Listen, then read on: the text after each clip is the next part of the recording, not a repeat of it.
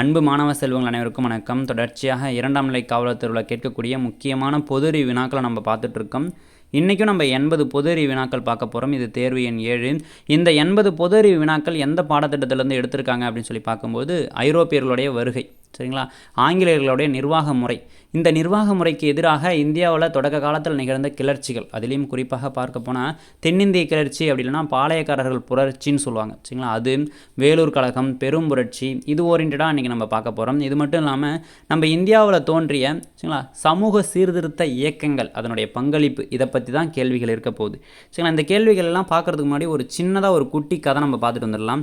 நம்ம இந்திய தேசம் அப்படின்னு சொல்லும்போது வாணிபம் அப்படின்றது பன்னெடுங்காலமாக பழமையான வாணிபம் தான், சரிங்களா. அப்போ வாணிபம்னு சொல்லும்பொழுது நிலவழியில் தான் வாணிபம்ன்றது நடந்துகிட்டு இருக்குது, சரிங்களா. ஐரோப்பாவுக்கும் இந்தியாவுக்கும் நிலவழியாக தான் வாணிபம் நடந்துகிட்டு இருக்குது. 1453 கான்ஸ்டான்டின் நோபில் அப்படின்றது துருக்கியர்களால் கைப்பற்றப்பட்ட பிறகு இந்த நிலவழி அப்படின்றது மூடப்பட்டுருது, சரிங்களா. அப்போ இந்தியாவிலேருந்து அந்த ஐரோப்பியர்கள் என்ன தான் அப்படி வாணிபம் செஞ்சாங்கன்னு பார்க்கும்போது வாசனை பொருட்கள், சரிங்களா, திப்பு, கிராம்பு, லவங்கம், சரிங்களா, இஞ்சி, ஏலக்காய், இந்த மாதிரி வாசனை பொருட்களை இங்கேருந்து ஏற்றுமதி செஞ்சுட்டு இருந்தாங்க, சரிங்களா. இங்கேருந்து வாணிபம் செஞ்சு வாங்கிட்டு போயிட்டு அங்கே வந்து சந்தையில் வந்து விற்றுட்டு இருந்தாங்க. இப்போ இந்த நிலவழி மூடப்பட்ட பிறகு இதையெல்லாம் அவங்க ரொம்ப அதிகமான காஸ்ட் கொடுத்து வாங்குற மாதிரி இருந்துச்சு. அப்போ ஐரோப்பாவுக்கு இந்தியாவை கண்டுபிடிக்கணும் அப்படின்ற ஒரு தேடலுக்கான ஒரு காரணம் கிடச்சிது, சரிங்களா. இந்தியாவை எப்படியாவது கண்டுபிடிக்கணும், அதுவும் கடல் வழி மார்க்கத்தில் தான் கண்டுபிடிக்கணும் அப்படின்னு சொல்லிட்டு ஐரோப்பாவில் இந்தியாவை கண்டுபிடிக்கிறதுக்கான ஒரு போட்டி ஏற்பட்டது. அதில் போர்ச்சுகீசியர்கள் அப்படின்றவங்க தான் ரொம்ப மும்முரம் காட்டினாங்க, சரிங்களா. அப்போ போர்ச்சுகீசியர்கள் தான் இந்தியாவுக்கு கடல் வழி தடத்தை வந்து முதல்ல கண்டுபிடிக்கிறாங்க. வாஸ்கோட காமா அப்படின்றவர் முதல்ல வழித்தடத்தை கண்டுபிடிச்சி கள்ளிக்கோட்டையில் வந்து இறங்குறார், சரிங்களா. சாமரின் அப்படின்ற மன்னர் வந்து அவரை வரவேற்கிறார். அப்போ இந்தியாவிற்கு வாணிபம் புரியறதுக்காக முதல்ல வந்தவங்க யார்? போர்ச்சுகீசியர்கள் தான். அவர்களை தொடர்ந்து டச்சுக்காரர்கள் வராங்க, ஆங்கிலேயர்கள் வராங்க, சரிங்களா, டேனிஷ் வராங்க, பிரெஞ்சுக்காரர்கள் வராங்க. அப்போ வாணிபத்திற்காக கடைசியாக வந்தவங்க யார்? பிரெஞ்சுக்காரர்கள். இதுதான் வந்து எஸ்ஐயில் கேட்ட கொஸ்டின், சரிங்களா. அப்போ இவங்க வாணிபத்திற்காக இந்தியாவுக்கு வராங்க. இந்தியாவில் இருக்கக்கூடிய துணிமணி, சரிங்களா, இங்கே வந்து பார்த்திங்கன்னா ரொம்ப ஒரு பழமையான தொழில்னு பார்த்தோம்னா நெசவு தொழில். அப்போ இங்கே இருக்கக்கூடிய ஆடைகளுக்கும் அங்கே நல்ல வரவேற்பு இருந்தது. இவங்க முக்கியமாக அங்கே வந்ததே எதுக்குன்னா வாணிபம் செய்கிறதுக்கு தான். அதில் முக்கியமான காரணம் என்ன? அந்த வாசனை பொருட்கள், திப்பு, கிராம்பு, மிளகு, சரிங்களா, ஏலக்காய், லவங்கம், இந்த மாதிரி வாசனை பொருட்களை எல்லாம் இங்கே கம்மி ரேட்டுக்கு வாங்கிட்டு போய் அங்கே அதிகமான ரேட்டுக்கு சேல் பண்ணணும். இதுதான் அவங்களுடைய கான்செப்ட், சரிங்களா. இப்படி தான் இந்தியாவுக்கு வராங்க, சரிங்களா. அப்போ வாஸ்கோட காமா ஃபஸ்ட்டு டைம் வந்தார்னு சொன்னோம் இல்லையா. இங்கேருந்து ஒரு கப்பலில் ஏற்றிட்டு போன பொருட்களை அங்கே போயிட்டு வந்து பார்த்திங்கன்னா ஒரு 3 மடங்கு 4 மடங்கு லாபத்துக்கு விற்கிறார். ரொம்ப அதிகமாக விற்கிறார். நான் கம்மியாக சொல்கிறேன், ரொம்ப அதிகமாக விற்கிறார். இதை பார்த்ததுக்கப்புறம் என்ன பண்ணுறாங்க? கடல் வழியாகவே போயிட்டு இங்கே இருக்கிற பொருட்கள்லாம் எடுத்துகிட்டு போய் வாணிபம் செய்கிறாங்க. அப்போ இந்த வழித்தடம்ன்றது வாணிபத்திற்காக தான் பயன்படுத்தப்படுது. வாணிபத்திற்காக வந்தவங்க ஒட்டுமொத்த இந்தியாவையும் ஆக்குபை பண்ணுறாங்க. அப்போ இங்கே இருக்கக்கூடிய மன்னர்களுடைய ஒற்றுமையின்மை, சரிங்களா, இங்கே இருக்கக்கூடிய பலவீனம், இது எல்லாத்தையும் பார்க்குறாங்க, சரிங்களா.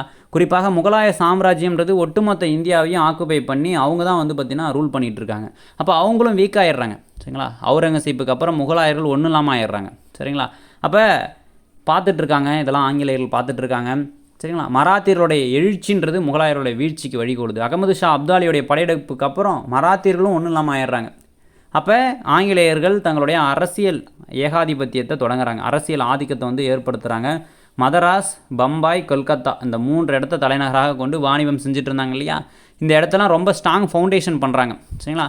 அடுத்ததாக பார்க்கும்போது வாரிசு இருப்பு கொள்கை கொண்டு வராங்க, துணைப்படை திட்டம் கொண்டு வராங்க, சரிங்களா. இந்த மாதிரி விஷயங்களால் ஒட்டுமொத்த இந்தியாவையும் ஆங்கிலேயர்கள் தங்களுடைய கண்ட்ரோலில் கொண்டு வராங்க. இங்கே தான் வலிமையான அரசாங்கம் இல்லை இல்லையா. அப்போ வாணிபத்திற்காக வந்தவங்க இந்தியாவை வந்து அடிமைப்படுத்துகிறாங்க. இதை பற்றி பார்க்க போகிறோம். இதுக்கப்புறம் இவங்களுடைய நிர்வாக முறைகள்லாம் எப்படி இருந்துச்சு அப்படின்றத பார்க்க போகிறோம். இதுக்கு எதிராக இங்கே வந்து கிளர்ச்சி செய்கிறாங்க, பாளையக்காரர்கள் கிளர்ச்சி செய்கிறாங்க. யார் சார் பாளையக்காரர்கள்னு சொன்னோம்னா, நம்ம பார்த்தோம் இல்லையா, மதுரை நாயக்கர், மதுரையை ஆட்சி செஞ்ச விஸ்வநாத நாயக்கர், அவருடைய ஆட்சி பகுதியை வந்து 72 பாளையங்களாக பிரிச்சிருப்பார், சரிங்களா. இது கிழக்கு பாளையம், மேற்கு பாளையம்னு சொல்லி 2 வகையாக பிரிச்சிருப்பாங்க. அப்போ இந்த பாளையக்காரர்கள் எல்லாரும் இங்கே மைசூர் சமஸ்தானத்துக்கு, சரிங்களா, அவங்களுக்கு வந்து வரி கட்டிகிட்டு இருப்பாங்க. அப்போ கர்நாடக போரில் ஏற்பட்ட உடன்படிக்கையின் காரணமாக ஆங்கிலேயர்கள் என்ன பண்ணுவாங்க? நேரடியாக தமிழகத்தின் மீது வரி வசூலிக்கிற உரிமையை வந்து பெறுவாங்க, இந்த தென்னிந்தியாவின் மீது. அப்போ என்ன நடக்கும்னா, இங்கே இருக்கக்கூடிய இந்திய மன்னர்கள், சரிங்களா, இவங்களுடைய கஷ்டங்கள், சரிங்களா, அங்கே பயிர் எப்படி விளையும், என்ன ஆகும், எதுவுமே தெரியாத அந்த ஆங்கிலேயர் என்ன பண்ணுவாங்க? மூர்க்கத்தனமாக வரி வசூலிக்கிறாங்க. அப்போ இங்கே என்ன நடக்குதுன்னா கிளர்ச்சி நடக்குது, சரிங்களா. குறிப்பாக கட்டபொம்மன், தீரன் சின்னமலை, சரிங்களா, மருது சகோதரர்கள், வேலு நாச்சியார், இவங்களாம் நம்ம கொஸ்டின் ஏரியாவாக இருக்கிறாங்க. பூலித்தேவர், இவங்களாம் கொஸ்டின் ஏரியாவாக இருக்காங்க. இதை நம்ம பார்க்குறோம். சரிங்களா? அப்போ வேலூர் புரட்சி பார்க்குறோம், பெருங்கழகம் பார்க்குறோம். இதெல்லாம் நம்ம இன்றைக்கி வந்து நம்ம கவர் பண்ண போகிறோம். இந்த குட்டி கதை மட்டும் தெரிஞ்சுக்கங்க. சரிங்களா? சரி, ஓகே. ஃபஸ்ட்டு கொஸ்டின் பாருங்கள். இந்தியாவின் ஏராளமான செல்வ வளங்களை பற்றி குறிப்பிடும் வெளிநாட்டு பயணியார் அப்படின்னு சொல்லி கேட்டிருக்காங்க. மார்கோ போல தான். இவர் ஒரு வெனிஸ் நகர பயணி. சரிங்களா? இவர் தான் இந்தியாவில் ஏராளமான செல்வ வளங்கள் இருந்திருக்கிறதா ஃபஸ்ட்டு குறிப்பிட்டவர் இந்த வெனிஸ் நகர பயணினா மார்கோ போல தான். அடுத்தது 2வது கொஸ்டின் பாருங்கள். இந்திய தேசிய ஆவண காப்பகத்தின் தந்தை யார் அப்படின்னு சொல்லி கேட்டிருக்காங்க. ஜார்ஜ் வில்லியம் ஃபாரஸ்ட் அப்படின்றவர் தான். சரிங்களா? அடுத்த கொஸ்டின் பாருங்கள். பொறுத்துக்க கேட்டிருக்காங்க. புனித பிரான்சிஸ் ஆலயம் எங்கே இருக்குது அப்படின்னு சொல்லி பார்த்தோம்னா கொச்சினில் இருக்குது. புனித லூயிஸ்ட் கோட்டை பாண்டிச்சேரி, புனித டேவிட் கோட்டை கடலூர், புனித ஜார்ஜ் கோட்டை சென்னையில் இருக்குது. ஆங்கிலேயர்களால் கட்டப்பட்ட முதல் கோட்டை புனித ஜார்ஜ் கோட்டை. சரிங்களா? அடுத்த கொஸ்டின் பாருங்கள். துருக்கியர்களால் கான்ஸ்டான்டினோபிள் கைப்பற்றப்பட்ட ஆண்டு 1453. சரிங்களா? அடுத்த கொஸ்டின் பாருங்கள். இந்தியாவில் போர்ச்சுகீசிய ஆதிக்கத்திற்கு அடித்தளம் அமைத்தவர் யார் அப்படின்னு சொல்லி கேட்டிருக்காங்க. அல்போன்சா டி அல்புகர்க் அப்படின்றது தான் சரியான ஆன்சர். அடுத்த கொஸ்டின் பாருங்கள். பிரான்ஸ் கிழக்கிந்திய நிறுவனம் டேஷ் என்பவரால் நிறுவப்பட்டது அப்படின்னு சொல்லி கேட்டிருக்காங்க. கால்பெட் தான். சரிங்களா? இவர் 14ஆம் லூயியோடைய அமைச்சராக இருந்தவர் இந்த கால்பெட். சரிங்களா? அவரால் நிறுவப்பட்டது தான் இந்த பிரான்ஸ் கிழக்கிந்திய நிறுவனம்ன்றது. அடுத்த கொஸ்டின் பாருங்கள். பிரெஞ்சு குடியேற்றத்தின் தலைமையிடமாக பாண்டிச்சேரியை நிறுவியவர் யார் அப்படின்னு சொல்லி கேட்டிருக்காங்க. மார்டின் அப்படின்றவர் தான். அந்த ஆப்ஷனில் எதுலையுமே அது இருக்காது. மார்டின் அப்படின்றவர் தான் சரியான ஆன்சர். அடுத்த கொஸ்டின் பாருங்கள். டேனியர்களின் இந்திய தலைமையிடமாக இருந்தது எதுன்னு சொல்லி கேட்டிருக்காங்க. சொராம்பூர் தான். சரிங்களா? டேனியர்களுடைய தமிழகத்துடைய தலைநகராக இருந்ததுன்னா தரங்கம்பாடி. சரிங்களா? டானன்பர்க் அப்படின்னு சொல்லுவாங்க அவங்க. அடுத்தது இந்தியாவில் ஆங்கிலேயர்கள் கட்டிய முதல் கோட்டை எது அப்படின்னா புனித ஜார்ஜ் கோட்டை தான். சரிங்களா? புனித ஜார்ஜ் கோட்டை தான். இது கட்டப்பட்ட ஆண்டுன்னு பார்க்கும்போது 1639 கட்டியிருப்பாங்க. சரிங்களா? அடுத்த கொஸ்டின் பாருங்கள். மேற்கு ஆசியாவிற்கும் ஐரோப்பாவிற்கும் நுழைவாயிலாக இருந்தது எதுனா சூரத். சரிங்களா? சூரத் முகலாய பேரரசுடைய முக்கியமான வணிக தலமாக இருந்தது தான் அந்த சூரத். சரிங்களா? அடுத்த கொஸ்டின் பாருங்கள். மாபெரும் முகலாய அரசர்களில் கடைசி அரசர் யார் அப்படின்னு சொல்லி கேட்டிருக்காங்க. அவுரங்கசீப் தான். அப்போ மாபெரும் முகலாய அரசர்கள் யார்? பாபர். சரிங்களா? பாபர், ஹுமாயூன், அக்பர், சரிங்களா? ஷாஜஹான், சரிங்களா? ஜஹாங்கீர், அவுரங்கசீப், இவங்க தான் மாபெரும் முகலாயர்கள். அடுத்த கொஸ்டின் பாருங்கள். இந்திய தேசிய ஆவண காப்பகம் எங்கு அமைந்துள்ளது அப்படின்னா புதுடில்லியில் அமைஞ்சிருக்கு. அடுத்த கொஸ்டின் பாருங்கள். வண்ணம் பூசம்பட்ட கலம்காரி எனப்படும் துணி வகைகள் பெயர் பெற்ற பகுதி எது அப்படின்னா சோழமண்டல கடற்கரை பகுதியில் தான் இந்த வண்ணம் பூசப்பட்ட கலம்காரி அப்படின்ற துணி வகைகள் பெயர் பெற்று கிடைக்கும். அடுத்தது சீகன் பால்கூர் அச்சுக்கூடத்தை எங்கு நிறுவினார் அப்படின்னு கேட்டிருக்காங்க. தரங்கம்பாடியில் நிறுவியிருப்பார். அடுத்த கொஸ்டின் பாருங்கள். அரசர் 2ஆம் சார்லஸின் திருமணத்தின் போது மணக்கொடையாக பெற்ற பம்பாய் தீவு டேஷில் ஆங்கிலேய கம்பெனிக்கு வழங்கப்பட்டது. 1668 ஆங்கிலேய கம்பெனிக்கு குத்தகைக்கு கொடுத்துருவாங்க. சரிங்களா? அடுத்த கொஸ்டின் பாருங்கள். கொல்கத்தாவில் 1696 சுனாநிதி என்ற இடத்தில் ஆங்கிலேயர்கள் கட்டிய கோட்டையின் பெயர் என்ன அப்படின்னு சொல்லி கேட்டிருக்காங்க. வில்லியம் கோட்டை அப்படின்றது தான். புனித வில்லியம் கோட்டை அப்படின்றது தான். அடுத்த கொஸ்டின் பாருங்கள். ஆங்கிலேயர்களுக்கும் டேஷுக்கும் இடையில் நடைபெற்ற 3 போர்கள் வரலாற்றில் கர்நாடக போர்கள் என குறிப்பிடப்படுகிறது அப்படின்னு சொல்லியிருக்காங்க. அப்போ கர்நாடக போர்ன்றது ஆங்கிலேயர்களுக்கும் பிரெஞ்சுக்காரர்களுக்கும் இடையில் நடைபெறும். சரிங்களா? இது ஒரு வாரிசுரிமை போர். சரிங்களா? வாரிசுரிமை போர். சரிங்களா? இது ரொம்ப முக்கியம். அடுத்தது பாருங்கள். இந்தியாவில் நடைபெற்ற முக்கியமான போர்களை அதன் ஆண்டுகளோடு சரியாக பொறுத்துக அப்படின்றாங்க. சரிங்களா? அப்போ பக்சார் போர் அப்படின்றது எப்போ நடக்குது அப்படின்னு பார்த்தீங்கன்னா 1764 தான் நடக்குது. பிளாசி போர்ன்றது 1757 நடக்குது. அடையார் போர் அப்படின்னு சொல்லும்பொழுது உங்களுக்கு 1746. ஆம்பூர் போர்ன்றது 1749 நடக்குது. சரிங்களா? அடுத்த கொஸ்டின் பாருங்கள். ஆற்காட்டு வீரர் என அழைக்கப்படுபவர் யார் அப்படின்னு சொல்லி கேட்டிருக்காங்க. ராபர்ட் கிளைவை தான் ஆற்காட்டு வீரர்னு சொல்கிறோம். அயர்கூட் அப்படின்றவர் வந்து வந்தவாசி வீரர்னு சொல்கிறோம். இதெல்லாம் முக்கியமான கொஸ்டின் 8வது புக்கில் இருக்குது. அடுத்தது பாருங்கள். 20வது கொஸ்டின் பாருங்கள். இந்தியாவில் முதலில் காவல்துறையை உருவாக்கியவர் யார் அப்படின்னு சொல்லி கேட்டிருக்காங்க. சரிங்களா? இதுதான் உங்களுக்கு கொஸ்டினே. இப்படி தான் இருக்கும். சரிங்களா? இந்தியாவில் வாரிசெடுப்பு கொள்கை கொண்டு வந்தவர் யார்? துணைப்படை திட்டத்தை கொண்டு வந்தவர் யார்? இந்த மாதிரி தான் உங்களுக்கு கொஸ்டின் கேட்பாங்க. அப்போ முதல்ல காவல்துறையை உருவாக்குனது யார்? காரன்வாலிஸ் பிரபு தான். சரிங்களா? டானாக்கல் அப்படின்ற காவல்துறையை வந்து உருவாக்குவார். சரிங்களா? அடுத்த கொஸ்டின் பாருங்கள். வாரிசெடுப்பு கொள்கை அப்படின்னு சொன்னோம்னா டெல்லோசி. துணைப்படை திட்டம்னா வெல்லேஸ்லி பிரபு. ரயத்வாரி முறை அப்படின்னு சொன்னோம்னா தாமஸ் மான்ரோ. மகள்வாரி முறைன்னு சொல்லும்போது வில்லியம் பெண்டிங் பிரபு. சரிங்களா? வரிமுறைகளை கொண்டு வருவாங்க. இந்தியாவில் வந்து பார்த்திங்கன்னா 3 விதமான வரிமுறைகள் பிரதிஷ்டி பெற்றிருக்கும். எஸ்ஐ கொஸ்டின் தான். ரயத்வாரி முறை அப்படின்றத கொண்டு வந்து யார்?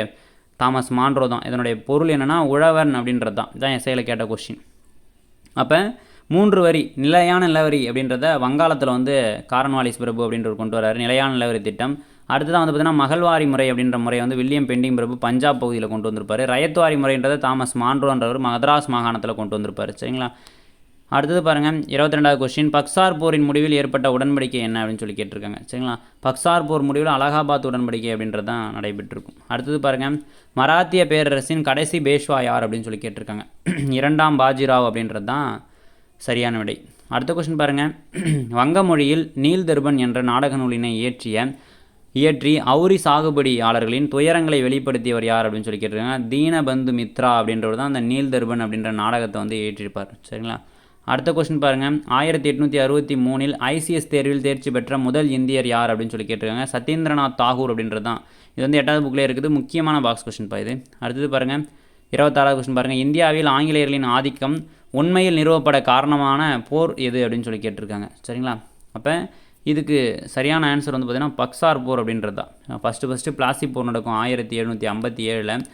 இதை விட உண்மையாகவே ஆதிக்கத்தை நிறுவனத்துக்கு காரணமாக இருந்தது 1764 நடந்த அந்த பக்சார் போர் தான். சரிங்களா, அடுத்தது பாருங்கள் 27வது கொஸ்டின், வாரிசு உரிமை இழப்பு கொள்கையின்படி ஆங்கிலேய அரசுடன் இணைக்கப்பட்ட முதல் மாகாணம் எது அப்படின்னு சொல்லி கேட்குறாங்க. சரிங்களா, சதாரா அப்படின்றது தான் ஃபஸ்ட்டு இந்த வாரிசு இழப்பு கொள்கையின் மூலமாக இணைக்கப்பட்டது. டல்லூசி கொண்டு வந்திருப்பார். அடுத்த கொஸ்டின் பாருங்கள் 28வது கொஸ்டின், இந்தியாவில் முதல் வைசிராய் மற்றும் இந்தியாவின் கடைசி கவர்னர் ஜெனரலாக நியமிக்கப்பட்டவர் யார் அப்படின்னு கேட்டிருக்காங்க. கானிங் பிரபு தான். பெரும்புரட்சிக்கு முன்பு இந்தியாவுடைய கடைசி கவர்னர் ஜெனரலாக இருக்கார். பெரும்புரட்சியின் போது இந்த கானிங் பிரபு தான் இருக்கிறார். சரிங்களா, பெரும்புரட்சிக்கு அப்புறமும் இவர் தான் இருக்கிறார். வைசிராய் அப்படின்ற பெயரோடு இருக்கிறார். சரிங்களா, அரச பிரதிநிதி அப்படின்னு சொல்லி பொருள் அதுக்கு. அடுத்த கொஸ்டின் பாருங்கள், பொறுத்துக்க. ஆர்தர் காட்டன் அப்படின்னு சொல்லும்போது கொள்ளிடம். சரிங்களா, வில்லியம் ஸ்லீமேன் அப்படின்னு சொல்லும்போது தக்கர்களை அடக்குதல்.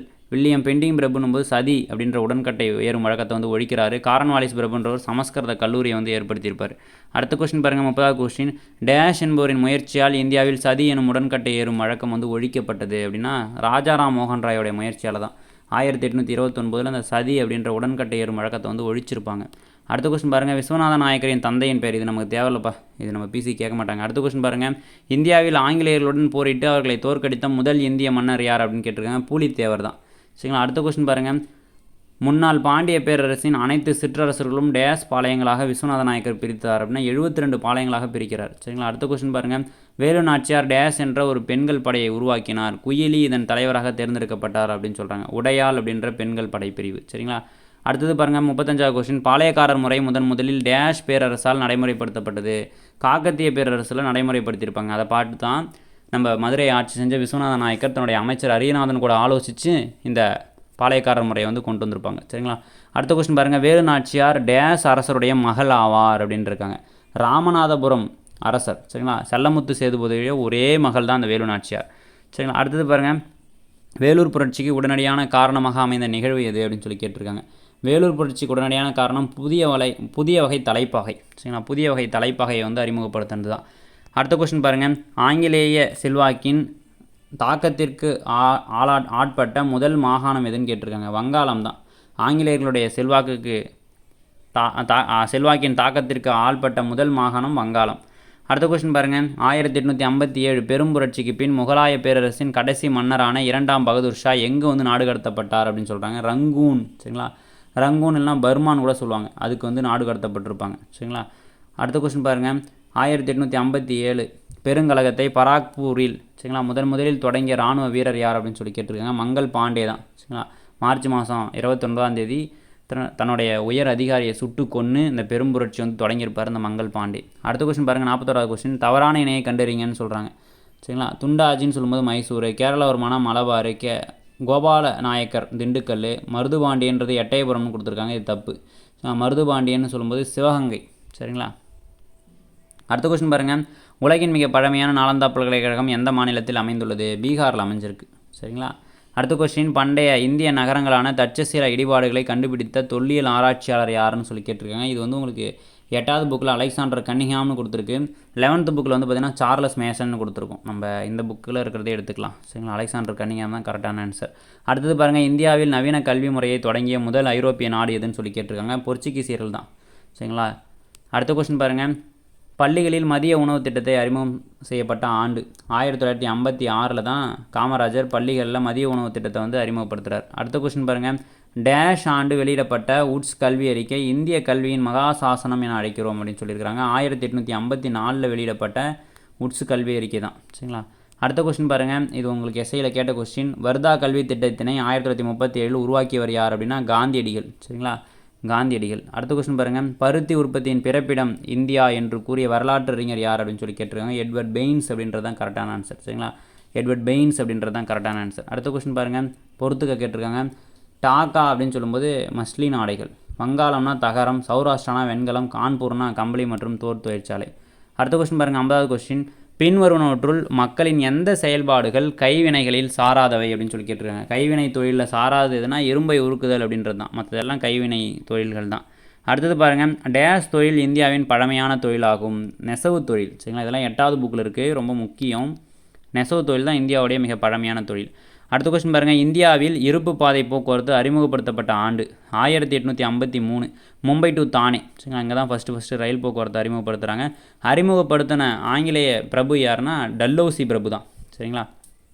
அடுத்த கொஸ்டின் பாருங்கள், 1744 ஆண்டு வரை கிழக்கிந்திய கம்பெனியின் முதன்மையான குடியிருப்பாக இருந்தது எதுனா புனித ஜார்ஜ் கோட்டை தான். சரிங்களா. அடுத்த கொஸ்டின் பாருங்கள், இந்தியாவின் உள்ளாட்சி அமைப்பின் தந்தை என்று அறியப்படுபவர் யார் அப்படின்னா ரிப்பன் பிரபு. அடுத்த கொஸ்டின் பாருங்கள், பழங்கால நகரங்கள் எனப்படுவது எது? கீழ்கண்டவற்றில் பழங்கால நகரங்கள் எதுனா ஹரப்பா மற்றும் மொஹஞ்சதாரோ தான். இந்த டெல்லி, ஹைதராபாத்லாம் உங்களுக்கு வந்து இடைக்கால நகரங்கள். பம்பாய், கொல்கத்தாலாம் இந்த நவீன கால நகரங்கள். அடுத்தது பாருங்கள், பொறுத்துக்க. பம்பாய் அப்படின்னு சொல்லும்போது 7 தீவுகளை கொண்ட நகரம் தான் அந்த பம்பாய். அடுத்து இராணுவ குடியிருப்புன்றது கான்பூர். டார்ஜிலிங் அப்படின்னு சொல்லும்போது மலைவாழிடம். மதுரைன்றது பண்டைய நகரம். சரிங்களா. அடுத்த கொஸ்டின் பாருங்கள், 57வது கொஸ்டின். டேஷ் போர் வீரரின் மனைவிகள் மற்றும் மக்கள் ஜவஹர் முறை, அதாவது கூட்டு தன்னார்வ தற்கொலையை பின்பற்றினார்கள் அப்படின்னு சொல்லி கேட்குறாங்க. சரி, ராஜபுத்திரர்களுடைய மனைவிகள் மற்றும் மக்கள் தான் இந்த முறையை வந்து பின்பற்றுறாங்க. ஜவஹர் முறை அப்படின்ற முறையை வந்து பின்பற்றுறாங்க. அடுத்த கொஸ்டின் பாருங்கள், இந்தியாவின் முதல் பெண் மருத்துவர் யார் அப்படின்னு சொல்லி கேட்டிருக்காங்க. டாக்டர் முத்துலட்சுமி அம்மையார் தான் இதுக்கு சரியான விடை. சரிங்களா. அடுத்த கொஸ்டின், தேவர் அடியாள் முறையை தமிழ்நாட்டிலிருந்து ஒழிப்பதற்காக தன்னை அர்ப்பணித்து கொண்டவர் யார் அப்படின்னு சொல்லி கேட்டிருக்காங்க. முத்துலட்சுமி அம்மையார் அப்படின்றது தான் சரியான விடை. அடுத்த கொஸ்டின் பாருங்கள், பொறுத்துக்க. சாரதா சட்டம் கொண்டு வரப்பட்ட ஆண்டு எப்போதுனா 1930. தேவதாசி ஒழிப்பு சட்டம் 1947. சதி ஒழிப்பு சட்டம் கொண்டு வரப்பட்டது 1829. விதவைகள் மறுமண சட்டம் 1856. சரிங்களா. அடுத்த கொஸ்டின் பாருங்கள், வேலூர் புரட்சிக்கு முக்கிய பங்கு வகித்தவராக கருதப்படுபவர் ஜமாலுதீன் அப்படின்றது தான். சரிங்களா. அடுத்த கொஸ்டின், தீரன் சின்னமலை டேஷ் என்ற கோட்டையில் தூக்கிலிடப்பட்டார். சிவகிரி கோட்டையில் தூக்கிலிடப்படுறார். சரிங்களா. அடுத்த கொஸ்டின், கட்டபொம்மன் கயத்தாறு எனும் இடத்தில் தூக்கிலிடப்பட்ட ஆண்டு எப்பொழுதுனா 1799 அக்டோபர் 16 தான் தூக்கிலிடப்பட்டிருப்பாங்க. சரிங்களா. இது வந்து உங்களுக்கு 8th புக்கில் ஒன்று கொடுத்துருக்கும், 10th புக்கில் ஒன்று கொடுத்துருக்கும். இதையே நீங்கள் ஆன்சராக எடுத்துக்கங்க. அடுத்த கொஸ்டின், பெண்களுக்கான தேசிய ஆணையம் அமைக்கப்பட்ட வருடம் எதுனா 1992. சரிங்களா. அப்போ மாநில மனித உரிமை ஆணையம் எப்போ அமைக்கப்பட்டது, தேசிய மனித உரிமைகள் ஆணையம் எப்போ அமைக்கப்பட்டதுன்னு தெரிஞ்சவங்க கீழே கமெண்ட் பாக்ஸில் கமெண்ட் பண்ணுங்கள். அடுத்த கொஸ்டின் பாருங்கள், 65வது கொஸ்டின். தென்னிந்தியாவில் முதல் இருப்பு பாதை போக்குவரத்து 1856 சென்னையிலிருந்து டேஷ் வரை இயக்கப்பட்டதுன்னா அரக்கோணம் வரைக்கும். சரிங்களா. அடுத்த கொஸ்டின், சென்னை பல்கலைக்கழகம் நிறுவப்பட்டது 1857. சரிங்களா. அடுத்த கொஸ்டின் பாருங்கள், poverty and British rule in India, அதாவது வறுமை மற்றும் பிரிட்டனுக்கு ஒவ்வாமை, பிரிட்டன் ஆட்சிக்கு ஒவ்வாமை அப்படின்றது. சரிங்களா. வறுமை மற்றும் பிரிட்டன் ஆட்சிக்கு ஒவ்வாமை, இந்த புத்தகத்துடைய ஆசிரியர்னா தாதாபாய் நௌரோஜி அப்படின்றவர் தான். சரிங்களா. வறுமையும் பிரிட்டனுக்கு ஒவ்வாத ஆட்சியும் அப்படின்றது தாதாபாய் நௌரோஜி. இதில் தான் முதல்ல தனிநபர் வருமானத்தை பற்றி இவர் வந்து சொல்லியிருப்பார். அடுத்த கொஸ்டின் பாருங்கள், பிரிட்டிஷ் ஆட்சியை எதிர்த்த முதல் பழங்குடியின மக்களாக திகழ்பவர்கள் யார் அப்படின்னா சாந்தல் தான். சரிங்களா, சந்தால் மக்கள் தான்.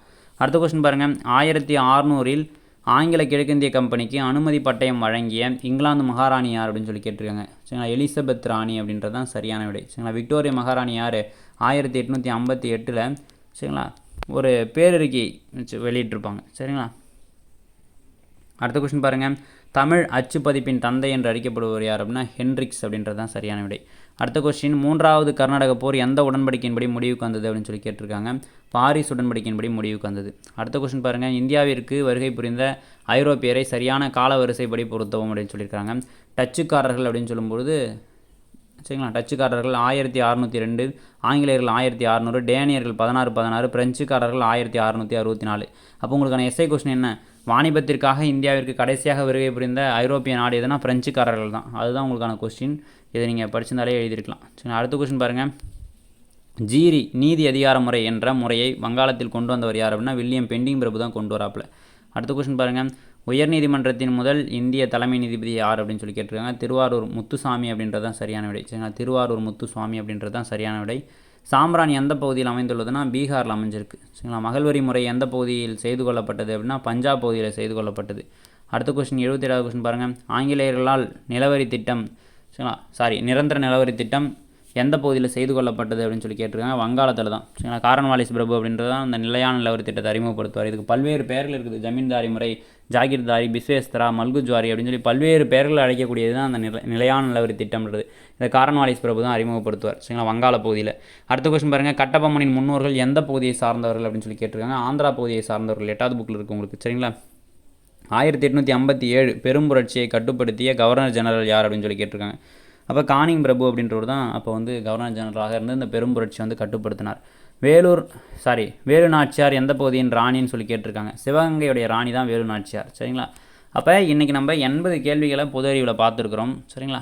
அப்போ இந்த கேள்விகள் எல்லாமே உங்களுக்கு நல்ல ரிவிஷன் பண்ண மாதிரி இருக்கும். தொடர்ச்சியாக நம்ம கூடயே வாங்க, அழகாக ரிவிஷன் பண்ணுற மாதிரி டெய்லி ஒரு வீடியோ உங்களுக்கு நம்ம போடுறோம். சரிங்களா.